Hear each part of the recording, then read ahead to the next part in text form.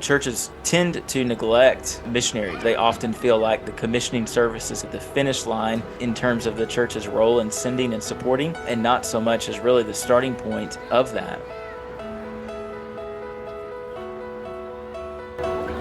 You are listening to Our Urban Voices with Dr. Alphonse Javed, a podcast that presents Christian narratives through diverse voices that impact urban ministry. Here is your host. Hello and welcome back to our Urban Voices. I'm your host, Dr. Alphonse Javed. Today we are again joined by Ryan Martin, the Director of Missions and Operations with the Lightbearers Ministry. Our topic today will focus on member care and how the church can better help care for her missionaries. In 2022, Ryan authored the book Holding the Rope, How the Local Church Can Care for Its Sent Ones. He also graduated in 2022 with a Doctor of Ministry from Southeastern Baptist Theological Seminary, where he serves as a trustee. He has received a MDiv in Missions, Evangelism and Church Growth from the Southern Baptist Theological Seminary. Prior to joining Lightbearer, he served for 13 years as a missions pastor in the local church. Thank you again for joining us, Ryan. How are you today? Doing well. Glad to be back. Thanks for having me. Absolutely. As I said last time, now you're familiar with my first question. I would like you to share a little bit about your family, just because we want to make sure people humanize with us as persons. And those who did not get to hear your last podcast, hopefully they will get to know you here. Sure. Yeah, if you didn't get to catch the last one, my name's Ryan and married to Rebekah. We've been married for 13 years. We live here in Northwest Arkansas in Fayetteville, Arkansas.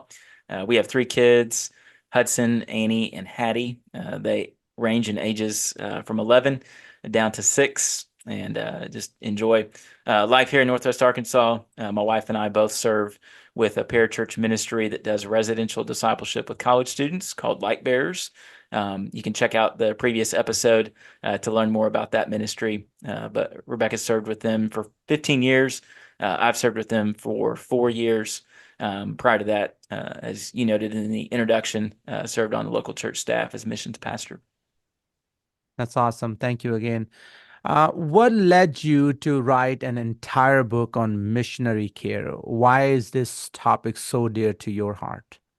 So served again for 13 years as missions pastor, and had the joy of being able to send out not only short-term mission trip volunteers, but then also too we were able to send out some of our folks being in a university town for longer-term stints. Sometimes that was for 2-year terms after they graduated college. Other times that was for a summer, between semesters while they were still in college. And even we have seen some that we were able to send long-term, some for whom actually weren't sent out originally by our church, but had connections, be that their parents were members of our church or otherwise. And so when they came back for stateside assignments, they would oftentimes do that here at the local church I was on staff with.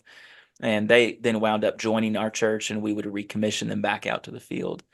But had 2 units, 2 families in particular. One was an empty nester couple, and the other was a young family serving in South Africa and in South America, respectively. And it was a case where, for different reasons, noted that they needed particular missionary care. For that empty nester couple, they obviously had gone to the field a number of years prior to that with kids, serving in more of a tribal context, more of a rural context. And now as they were going to this new location, same country, but different location, they were in more of an urban setting, working among refugees, and realized that they were giving a lot and weren't receiving and being poured back into to be filled back up, and came back off the field having almost reached a point of burnout. We recognized very quickly, as we had recommissioned them back to the field, before they went for this new term in this urban context, that we weren't able to necessarily acclimate ourselves to who they were quite as well as we maybe have done with others who we saw raised up from within our church, from an earlier age. And so there just became some uniqueness to how best could we care for this couple as they were coming off the field, having kind of reached a point of burnout, and also then working in conjunction with their sending agency to be able to care well for them rather.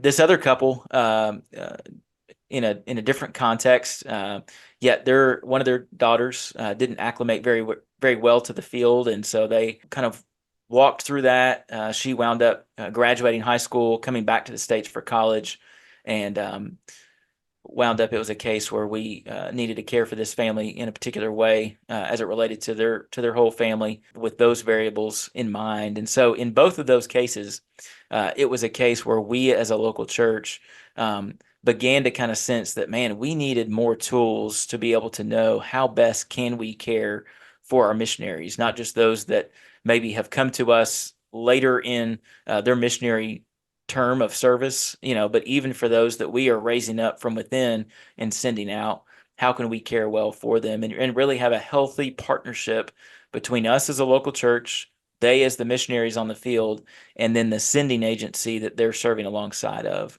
And so that really kind of birthed the heart behind why I would want to write a resource such as Holding the Rope for churches to be able to develop a strategy for missionary care. I appreciate that because in our last episode, we talked about that I served as a missionary too, missions pastor, but also with the parachurch mission agency. And one of my issue always been here for the missionaries. And in my case, I remember one missionary, as a pastor, I remember this, a couple had a marital issue, and we didn't find out until things got really, really bad to a point where they were not together and nobody knew. The guy was coming to the church, attending conferences. Everybody's, wow, he's doing great work. Wow.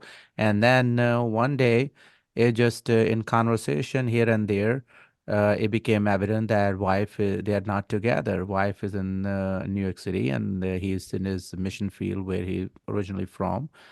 And then I said, what's going on? I called the agency. They said, well, we tried to, mediate, but it's not working out. And then as a church, supporting church, I had to get in because I instituted that every 3 years, everybody got to reapply. It's not like we're not going to give you money, but it's one way to check on you. And that's how everything started unfolding before our eyes. And then the lady was just not confident that we'll listen to her side of the story because she is not the one who was supported. He was the one who was supported for a very long time, even though she is the one who carried all the weight in the mission field.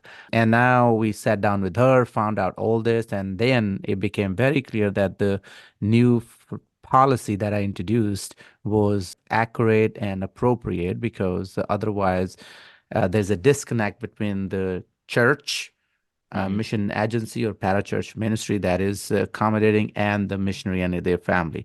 And the care gets lost because each party is thinking, oh, they should be looking for something. They should be. Same thing, same problem was with the retirement.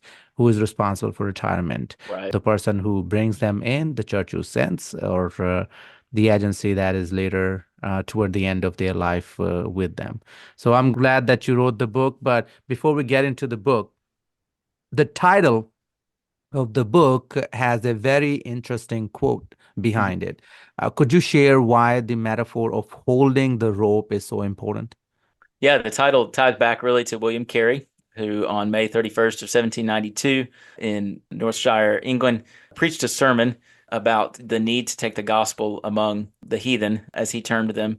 And of course, Carey was told to sit down, that if God wanted to save the heathen, he would do it even without Carey's help. And Carey continued to push God's heart for the nations and to be used by God to take the gospel to India as he was feeling called to do so. And so he founded the Baptist Missionary Society alongside kind of his band of brothers, Josh Marshman, Andrew Fuller, John Leland, and others. And Carey basically told those guys that if I will go down, into the pit, if you will, into the mine that he was describing as India, then you will hold the rope. And they agreed to do that, and they did so faithfully for Carey. And so in 1792, they founded the Baptist Missionary Society that helped to support Carey and his missionary co-laborers to take the gospel to India. So why is caring for missionaries so important from your own experience? Is this something that often goes overlooked or neglected? Yeah, I would say so. I mean, even as I wrote the book, I researched a number of different missionaries, many of whom I had a great relationship with, some for whom I even noted here in our introduction that weren't sent out originally by the local church I was on staff at. And so I asked them, how was it even as they were initially sent out? Did they feel well cared for then versus in the present by our church and that sort of thing? And they said that yeah, oftentimes churches tend to neglect missionaries. They often feel like the commissioning service is the finish line in terms of the church's role in sending and supporting, and not so much as really the starting point of that. Yeah, I mean, I would say it is an often overlooked aspect of missions, and yet it is one of those ways in which the whole church can really have a holistic buy-in to recognize that we are called as the church to both send and to support our missionaries well. It's a case where, and I contend for this in the book, that especially for those missionaries that you're raising up from within, missionary care doesn't just start once they reach the field. Oftentimes when we think missionary care, we think, how can I care for them once they've reached their place of service? But really, that missionary care should begin well before they're even commissioned out by your church. Because as you're developing those missionaries, you're calling out the called, you're then equipping them, assessing them if they're ready to go to the field, training them up. You're getting to know them and understand them, kind of know who they are theologically and their understanding of doctrine and the Bible. You're getting to know who they are as a person, emotionally, physically, spiritually. You're understanding how they relate relationally. And so in all those variables, then you're able to better understand kind of where are those pressure points for them, such that then when they get to the field, you're going to know where are those areas that we as the church and as the pastoral leadership need to lean in and to ask questions as to how they're doing, say, as parents with their kids on the field. How are they doing in their marriage? How are they doing spiritually? Are they thriving or are they just surviving?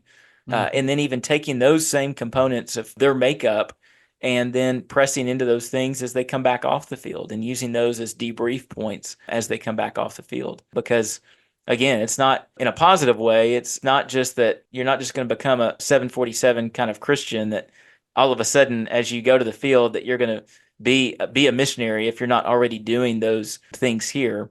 In the same way, those areas that maybe you struggle with here in the States, once you get to the field, kind of the pressure is going to be turned up, the heat's going to be turned up in life, and the volume's going to be turned up such that those things are going to be exposed because you're serving in a new culture and a new context. And so that care, again, as the local church needs to take shape and needs to really begin on the front end such that care can then holistically carry out not only before they go to the field, but while they're there and then even as they return home. So what are some practical ways that the church can care for their missionaries? Do you have a short list of things that you can give it to us? Still, I want them to buy your book, but Right. give them something that even if they end up not buying, they have something to work with. Yeah, I mean, I would say find a way to healthily evaluate and assess your missionaries in terms of how ready they are. You can connect with a number of mission agencies to get kind of an assessment tool to be able to do that. But one ministry, actually the ministry that I published the book through, the Upstream Collective, has a wealth of resources to help resource churches of various sizes in the pre-field, on-field, and post-field stages of sending missionaries. In that pre-field stage, they have a tool called a personal development plan, which is a great resource to help think through what do we as a church want our missionaries to know as it relates to kind of biblical, theological understanding.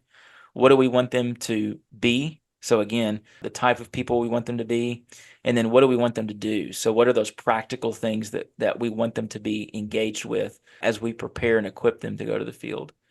As far as on the field care, that can take shape in terms of praying for our missionaries while they're gone, even having them Zoom in, be that during the service for a brief hello and update, and maybe even have them lead out in an element of the service. It may be that they're going to pray at a particular point in the service, even over Zoom, something like that. Even highlighting them in various services or through various opportunities that you have within the life of your church even while they're overseas. You can also take short-term trips to both do ministry types of trips, but then also other trips called missionary care trips, where maybe you're sending a couple of your pastoral staff or maybe some key leaders within the church to just go over and love on them, care for them, babysit their kids. Again, not the most kind of romantic idea of a mission trip, but if it's going to serve the longevity of your missionaries on the field, sometimes that's what the local church is called to do. It could be sending care packages to them if you're able to do that. And then even as they return back from the field, looking for ways to sit down and debrief with them, looking for ways to bring them into the life of your church, be that through your small group ministries and having them share in different small groups or Sunday school classes, things like that. So those are just some very practical ways that you can involve your missionaries, care for them well, both pre-field, on-field, and post-field.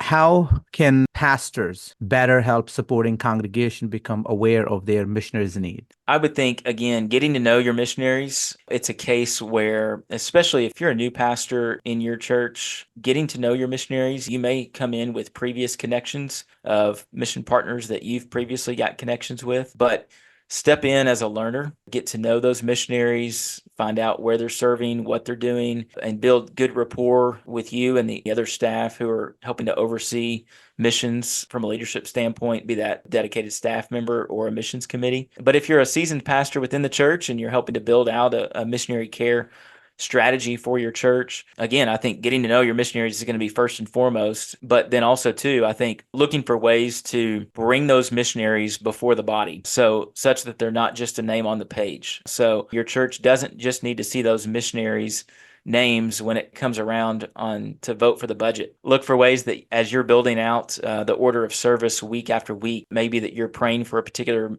missionary each week in the service. It may be that you're doing a mission spotlight, as our church does, and highlighting a different missionary in the announcement portion of the service as a prayer point. And then later on in the service, you're praying for that particular missionary. Looking for ways to then, as your missionaries are in the States, to bring them, they're serving, say, in a North American context, as they're back in your town, bringing them before the body and having them share, be it on a Sunday morning or a Sunday evening or another night of the week. And then also, too, I think it's just a valuable opportunity for you as the lead pastor and even amongst your pastoral staff to lead out in going on trips to visit your partners on the field.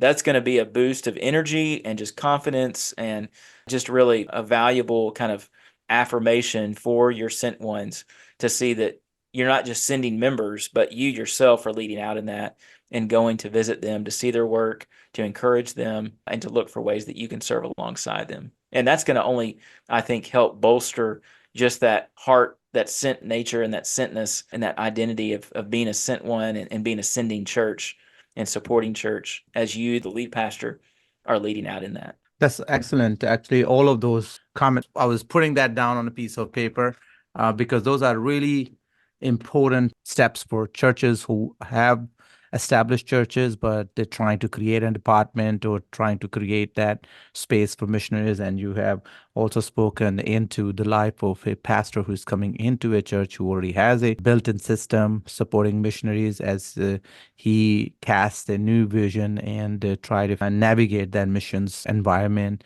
I love these topics. But one of the topics that I think is somewhat sensitive, often missionaries' kids are overlooked. And that's not different from pastors' kids too. We have the same issue with pastors' kids too, but right now the topic is missionaries.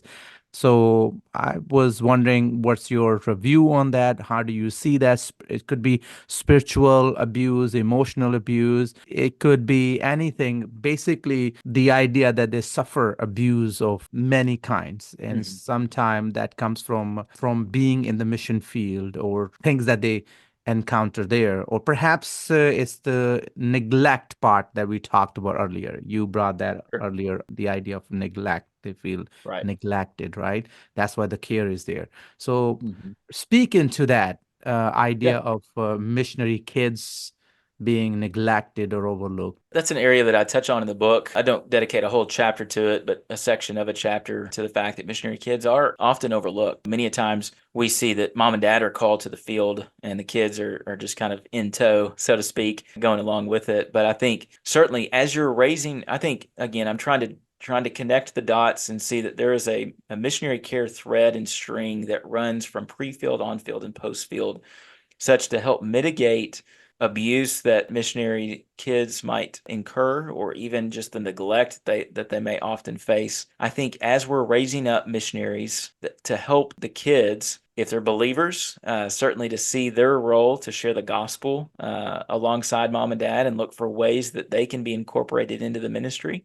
But even if they're not believers, to look for ways to watch and observe and be a part and stand alongside what mom and dad are doing, even if they may not understand it all. Again, taking a teenager versus taking a 3-year-old is going to look vastly different for a missionary unit going to the field. Even as a missionary serves on the field for a period of time, you may be taking younger kids and then they grow up, and the way that ministry looks when you first got there versus a decade into it, it's going to look vastly different with your kids serving alongside you. But I think making sure that we as the church are caring well for even the missionary kids and looking for ways to build care structures for them, for the kids, that is, into our missionary care strategy, be that allowing our children's ministry to be praying for our missionary families and particularly our missionary kids.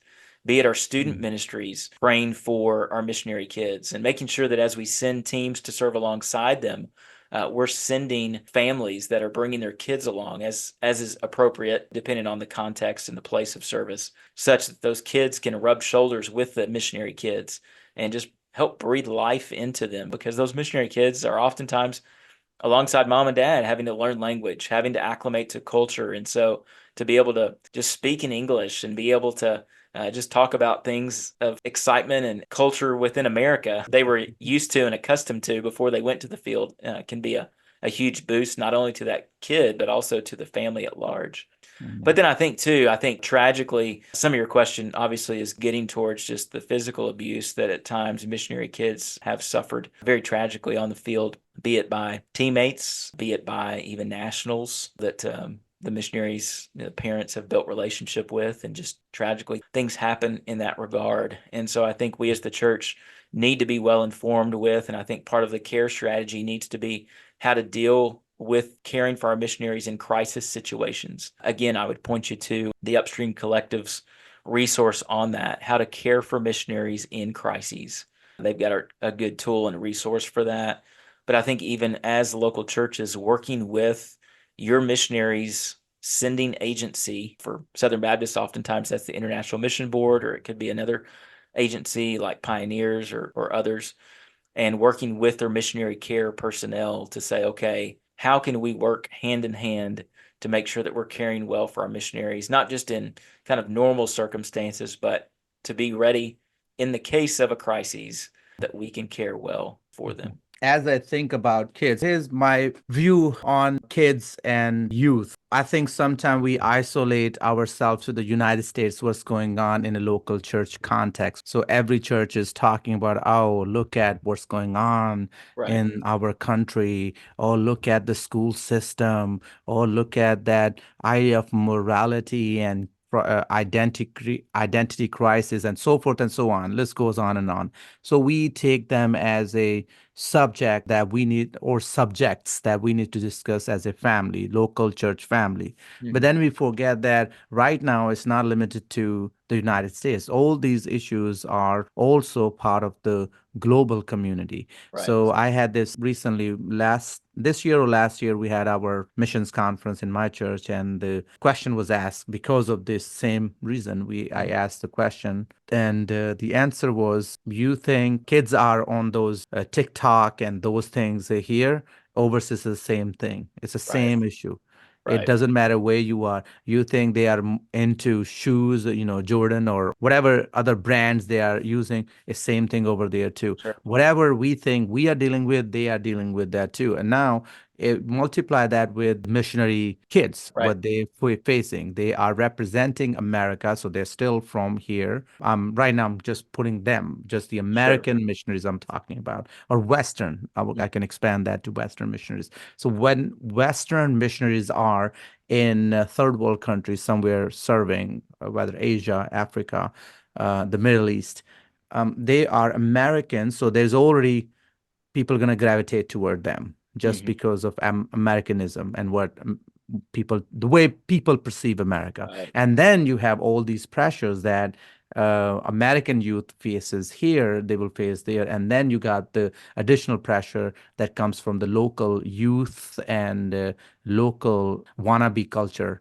Hmm. And they're gonna gravitate toward that too. So there's a lot of confusion, a lot of thing going on, and I think it's a subject that we need to talk about this. It's not Yes. about the unreached youth Right. and unreached people group, children and youth. We are talking about our children, our Right. youth that is over there in unreached people group context. Right. And that becomes really difficult, and abuse that our children are facing here. Even in local church, we have a very strict policy for our children ministry and family ministry. Hmm. Even church staff people can't come into a certain. So we just coming out of VBS season. Right. Even staff, if you not gone through the VBS training, if you not have that background check, you are not Right. allowed You're not here. allowed. So if we have those protective measures here, now think about overseas, right? Right. The laws are different. The corruption is heavier, and the enforcement of those laws are different. Yep. And that's where it becomes a more difficult topic. Yes. And I hope on this podcast, even parents who are listening, who are missionaries or they are in the missional context right now, I hope that they take notice of those things. You being in the mission field is not something, especially if the kids were born there or they're born after your missions call. They were not part of the decision making process. So those are the reason why I wanted to bring it up. So when you said you were a missionary too. Yeah, I just served as missions pastor. I've done some summer missionary work in New York City back in my master's level years when I was doing Oh, my okay. MDiv, and then also in my undergraduate years when I was getting my bachelor's. I spent 2 summers in New York City working with the North American Mission Board there, but have done just short-term mission trips, mainly during my time on staff in the local church and then now here at Lightbearers. That's awesome. I'm glad that we talk about these subjects again as we close out. Is there anything else you would like to add to this conversation, particularly regarding your book on care for missionaries? Yeah, I would encourage you guys to pick it up. I wrote it really as an outflow of my Doctor of Ministry degree there at Southeastern, but really wanted to help resource churches of various sizes. So if you're coming out of a church that's a smaller church, maybe an average kind of church of 150 to 200, don't feel like just because you may not have the resources of a larger church or even the number of partnerships that a larger church may have, you still are called to care well for those missionaries that you send and support. And so look for ways to help strengthen that care for those that you are raising up and sending out and supporting along the way. And in the back of the book, there are a number of resources. Again, I published it through a ministry called the Upstream Collective that I have written extensively on their blog around the topic of missionary care, as well as the subject we covered in the previous episode on missional awareness and other topics as well. But I've got a number of resources that I note there in the back of the book to help churches of varying sizes develop a missionary care strategy, both in the pre-field, on-field, and post-field care areas. And so would encourage you to avail yourself to that resource list as well as the rest of the book. And again, if listeners wants to get in touch with you or you find your book, what are the easiest ways? Yeah, the book can be found on Amazon, which is probably the easiest place to grab it. You can also go to the upstreamcollective.org and find it there under their website. You can also see other things that I've written on missionary care and other mission topics on the Upstream Collective's website, as well as the Center for Great Commission Studies. I've also been featured on a number of other podcasts, including the Global Missions Podcast, the Missions Podcast published by ABWE, as well as the podcast called The Sent Life, and would encourage you to check those things out as well. One particular episode that I would draw your attention to, just because we've touched on it in this podcast episode, is on the partnership between the missionary, the local church, and the sending agency. And I did that episode earlier this year on the Global Missions podcast. Would encourage you to check that podcast out. And that's with ABWE, right? No, ABWE's podcast is called the Missions Podcast. This one that I did, the partnership between local church and the agency, is on a podcast called Global Missions Podcast. Okay, Global Missions Podcast. Yep.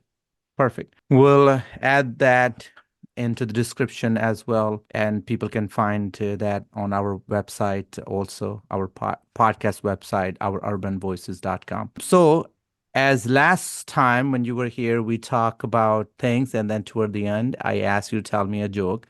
So here's another opportunity for you to tell us a joke. So I'll steal one from my daughter's joke toolbox. Why did the cow cross the road? Why?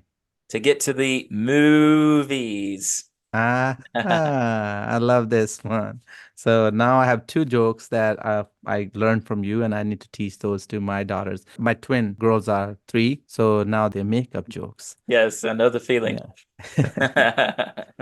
Thank you so much for being on the show. Again, that was Ryan Martin, and thank you to all our listeners. We truly could not do this without you. If you learned something, have a topic suggestion, or would like to leave us feedback, drop us a note at oururbanvoices.com.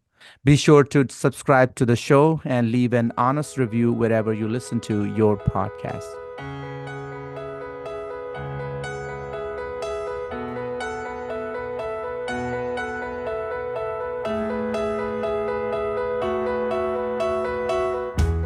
You've been listening to Our Urban Voices with Dr. Alphonse Javed, which presents Christian narratives through diverse voices that impact urban ministry.